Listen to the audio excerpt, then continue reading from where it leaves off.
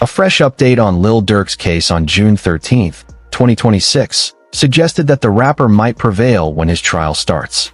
With such self-assurance, he even called his friend to let them know he was returning home. I got you on speaker, I got Ike right here, I got Chucky right here, I got Mando right here. Who you want me to get first? Who you want me to beat that? Hey, what you on, big boy? You good? And alive every day. It was simple. Well, I'm asking about you. I'm on you. You know that. What you got going? Working on EP, I'm feeling good as doing good. I just on live. Like literally, you gonna see that when you live. This occurred as a result of the feds dropping Lil Durk's accusations, giving him false hope that he would prevail at trial. However, Durk and his staff were unaware that the federal government was preparing a completely different case.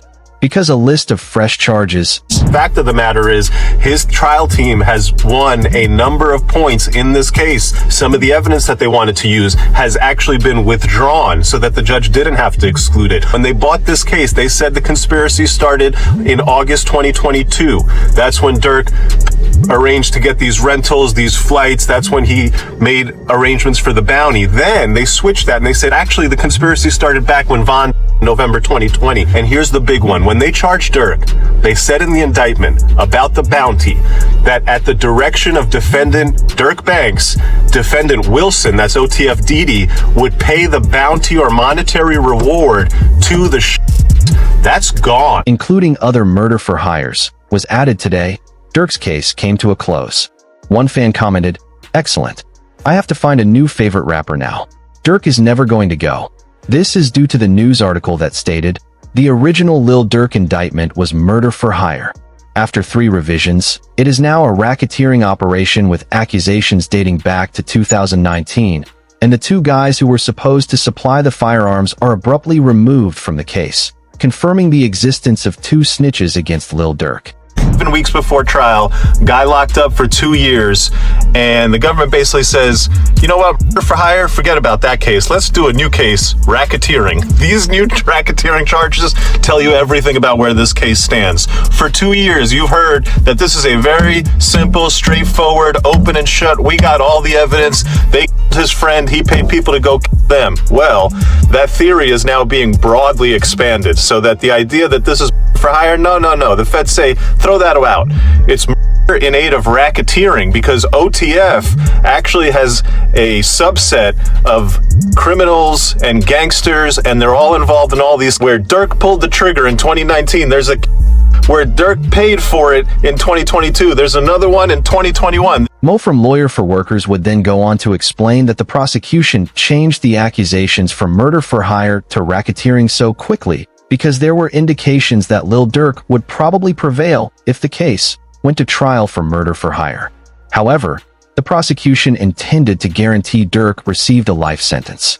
If you had an open and shut for hire case for a 2022, why is it that weeks before you're about to go to trial and cook you're adding racketeering charges and murders in different states from 3 different years and calling this the Banks gang enterprise? Look, I get why you're doing it. They're doing it because they need to get all this other evidence in before the jury so that the jury can say, oh yeah, this is a bad guy. Let's cook this guy. And whether any of that evidence has any weight, whether any of that evidence has any truth, here's the truth. The fact that they need it, the fact that they're trying to go get it tells you that this for hire case built on cooperators was not as strong as they were telling you. The likelihood that the authorities will enlist more snitches to oppose Durk will increase significantly if they make it a RICO case. When the initial 6 were taken into custody, they had already obtained 2 known OTF informants. Using basic math, there's a good chance they will get 2 more snitches if it becomes a RICO, and they apprehend 6 more members. OTF Vonnie was once Lil Durk's right-hand man. The new indictment takes 2 defendants out. OTF Vonnie, Kayvon Grant, and another guy, one of the sh**ers. So Vonnie, they said, was the guy who bought all the and arranged all the travel, and he was the orchestrator of this. Then they got this other guy, Keith Jones. He's one of the sh**ers. Well, both of those guys are off the indictment, suggesting that they have cooperated, taken pleas. But the new racketeering indictment, bringing in stuff from 2019, 2020, 2021, that suggests that those cooperators' testimony was not going to be enough to Lil Durk. He will now provide fresh evidence against Durk, which will be the reason he spends the remainder of his life behind bars. The feds show Lil Durk targeting a Quando Rondo lookalike in a music video and reveal a text saying Durk can't let King Von's passing slide in a new indictment. No jumper stated.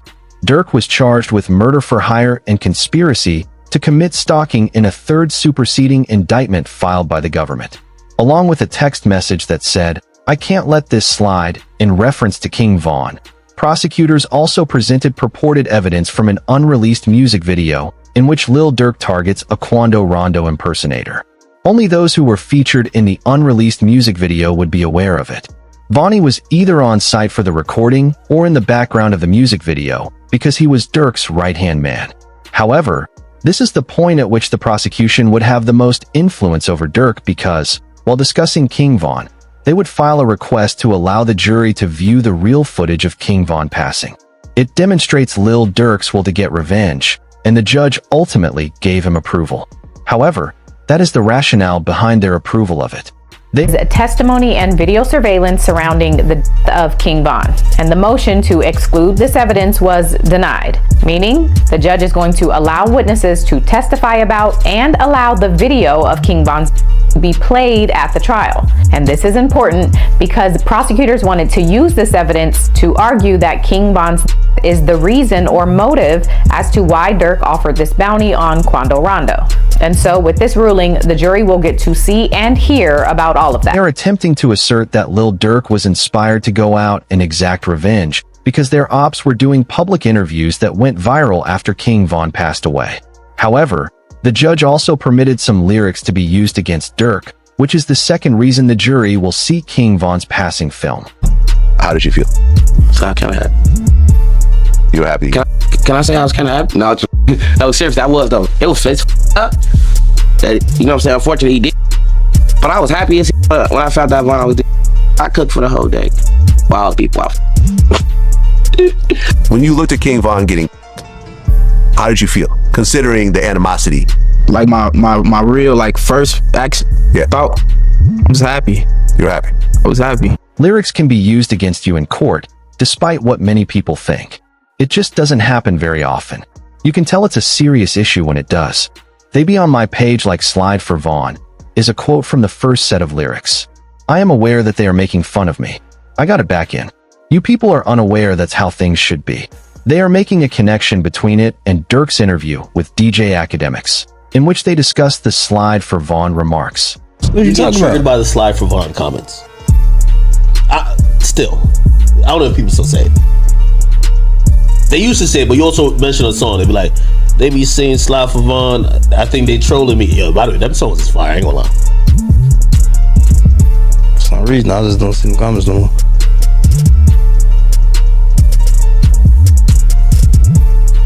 For some odd reason. I don't know. Might be the water.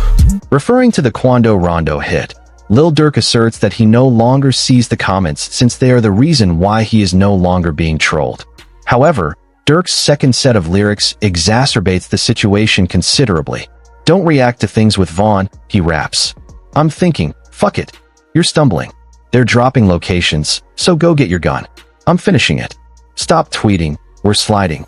This explains Durk's whole motivation for not answering King Von's remarks, obtaining his weapons, finishing the task, and quitting tweeting. Now the search is on for 3 people who police say at a Savannah rapper, a member of his entourage.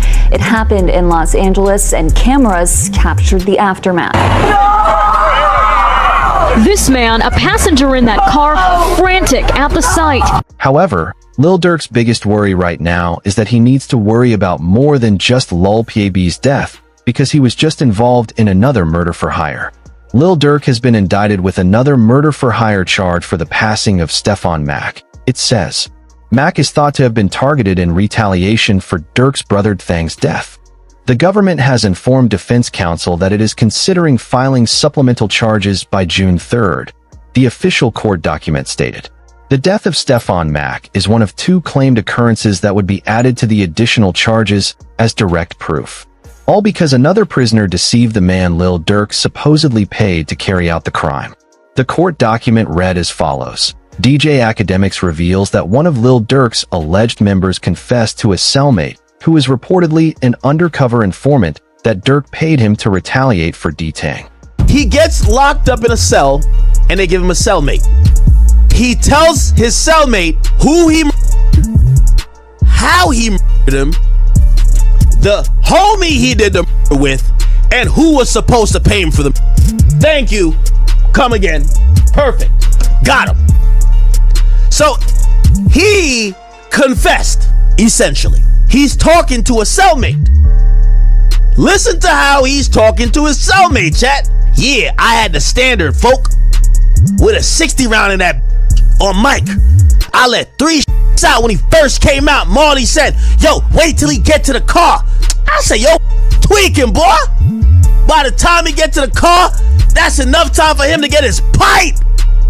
Yo, so now the cellmate, who's a confidential source, is saying, tell me more. The official court document then reads, the newly unsealed filing in the U.S. District Court in Chicago alleges Durk Banks was behind the January 27th passing of Stephon Mack, who was targeted shortly after he exited the Youth East Center of Roseland on West 111th. Stephon Mack led the Gangster Disciples Smashville group at the time of his death, according to the FBI. Charleston White would eventually see this and respond. So ain't nobody laughing at Durk. Now it ain't funny. Now your favorite rapper go to jail and look like he got a no bond like me. That boy got a federal no bond. You know you had put that hit out on that boy, so you've been trying to avoid karma. They say karma is real. I say it ain't real. I say you reap what you sow. They say that's karma. The amount Durk paid for the hit would subsequently be disclosed later in the court day. According to the paper, Mike City AJ unintentionally told an undercover agent that Durk had placed a $70,000 bounty on Stephon Mack, but wanted to boost it to $90,000 in the murder-for-hire case, according to federal authorities. AJ and Durk met together during a podcast on February 17th, which ultimately generated responses from creators. Remo, this is my last no jumper. Durk Tare told me I wasn't supposed to come back up here with that last. Now look what happened to him. That man got kids. You talking about look what happened to him. Definitely not happy about him. I wouldn't be happy if you go to jail, Adam, because I know you got daughter. Break down. There's multiple people who are no longer there for their kids as a result of that Durk allegedly called in. Until they put that on black and white, sir. Stop throwing stuff on a black man who's trying to do something right for the community right now. The feds have already put out a lot of information about this. You don't have to put it out. You don't have to put it out. So this is a major platform. You're not the boss of me. We talk about rap on here. I think it is well within our jurisdiction to talk about the fact that what type of police has been alleged to have ordered them. This free smirk though. Free smirk. But also maybe police. It's a platform. There's some police. Just sit down for a little and decide, hey, maybe I'm not anybody else. But as it became clear what Lil Durk had done in the days leading up to Thang's death, everything changed. He posted on his Instagram story for D-Tang 30 minutes after the crime was committed. He then uploaded this video an hour later. That's why they say slap Khan. Well, look Khan who died over here. Well, shout out to man. You gotta know your jury, like. In fact, this provides an explanation for why Durk is currently in solitary confinement and why he is being treated so badly in a jail. He is being held by himself. In this manner, he is unable to discuss his legal case with the public, and Durk is unable to approach members in an attempt to buy them off, so they won't turn on him because of the pressure from this new case. It's crucial to keep in mind that 2 of Durk's right-hand men have already turned on him. They got Lil Durk in a hole for basically some BS, and right now we're gonna show the paperwork. They saying that he was caught with a cell phone and basically that's not true. They trying to keep him in a hole, do a lot of things that they shouldn't be doing or whatever, but they trying to make a point because they saying that me and him is privileged and we got so many things going on, and it's a lot of BS. Durk had already lost Vonnie and OTF Jam to snitching, while Mike City AJ, who committed the crime against Stefan Mack, was merely a street thug attempting to get a bounty. You wouldn't believe what the snitch's information disclosed in the iMessage group discussion. There's a guy named OTF Jam. That was wired. Very ironic name. Jam got him put everyone in the jam. Did 12 years. 12 got years. out, interviewed, said he kept it real, brought him cars, gave him 50,000. Right. This. Made mention that ain't no smut on his name. He ain't never been a rat. Caught a gun case. But eventually he flipped. Lil Durk found out that his co-defendant OTF Vonnie, King Von cousin, filed for protective custody when they came to court. Okay. They revealed how Lil Durk finances every hit. Lil Durk took a selfie with $1 million in cash on the toilet counter in 2022, which they would later release. It appears to the uninformed observer to be a standard flex photo taken by most rappers.